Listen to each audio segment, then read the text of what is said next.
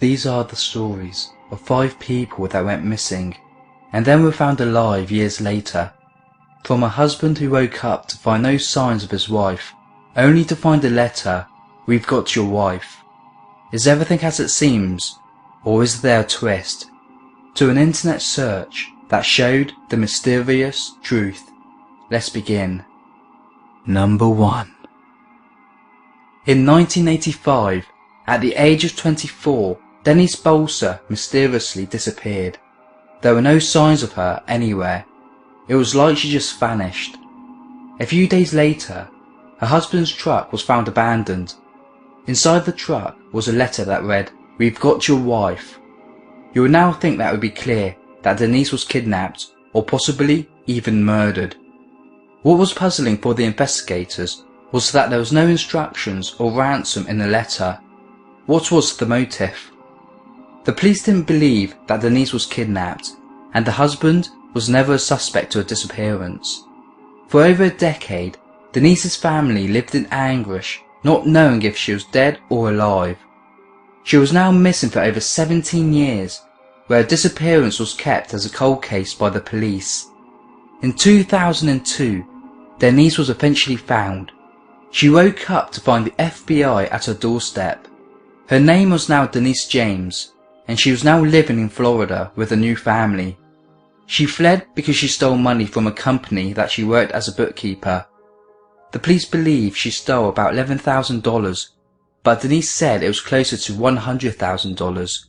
She told the police that a co-conspirator, her boss at the time, warned her that she would be dead within 2 days, and that's why she fled.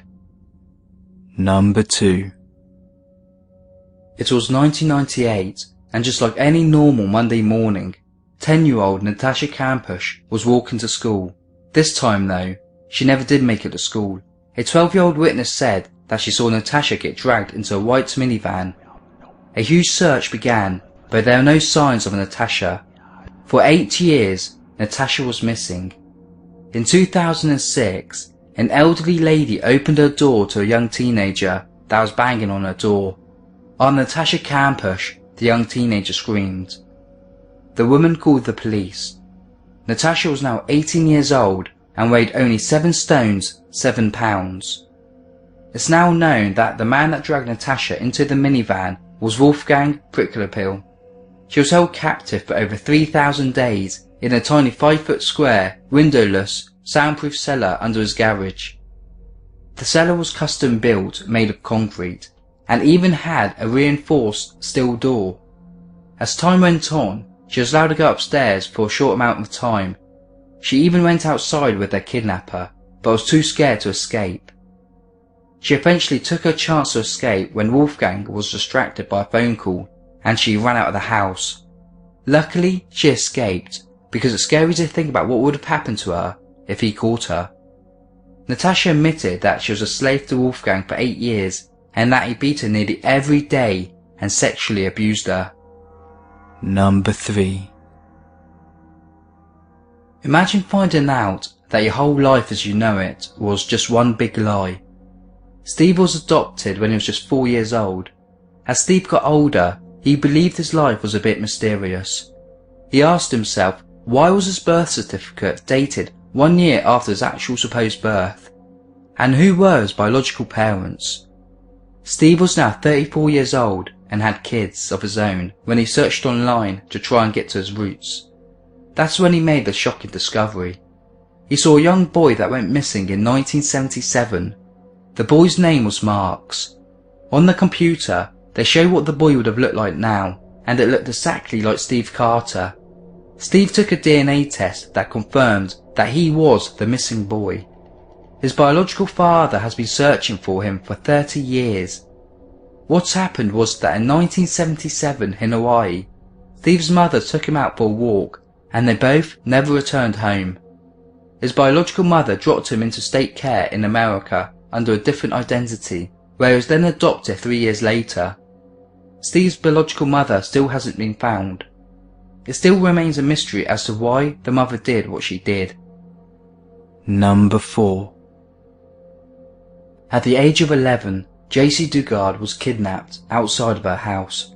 Her stepfather saw the abduction, where he witnessed the kidnappers push JC in the car. The stepfather chased the kidnappers on his bicycle, but he was no match to the kidnappers' car. Hundreds of law enforcement personnel, including the FBI, searched for the missing young girl, but to no avail. For 18 years, JC lived in captivity in the back garden shed of her kidnapper's house. Her kidnappers were Philip Garrido and his wife Nancy. For 18 years, JC lived a life of hell. Her kidnappers lied to her, telling her that her family never loved her. After years of being mentally abused, she was too scared to escape, not knowing who would want her anyway. She was beaten and raped by Philip Garrido, that resulted in JC giving birth twice. Her first pregnancy was when she was just 14 years old, and then again when she was 17 years old. In 2009, sex offender Philip brought his wife and the kidnapped JC and their young daughters to visit the University of California. The unusual behaviour sparked an investigation that made Philip's parole officer order him to bring the two girls to a parole office. He explained to his officer that they are relatives. The officer was skeptical, and Philip eventually confessed that he kidnapped and raped JC. In total, Philip and his wife were charged with 29 felony counts. Philip is now serving 431 years in prison. Nancy is serving 36 years to life. Number 5. Dee Van was a popular 16-year-old high school student that was having problems with her mum and dad. She was staying out past midnight partying, to her parents' dismay. In 1992, Van returned home past midnight to find the doors locked. She then went out to a karaoke bar with some of her friends. This is when she was approached by a woman. The next morning, Van was scared as she woke up to notice that her and their friends were in a house in China. The woman then told the young girls that they should get married to Chinese men, and then advised them to marry 70 to 80-year-old men. Out of fear, the girls agreed, but not Van. Van was beaten. She was forced to eat feces because she did not accept to marry the old man. She was then blindfolded and moved to live with the old man. They lived together as man and wife and even had children. For 21 years, Van went missing. She attempted to escape on more than one occasion, but every time she got caught and then got beaten. She was chained for 2 weeks.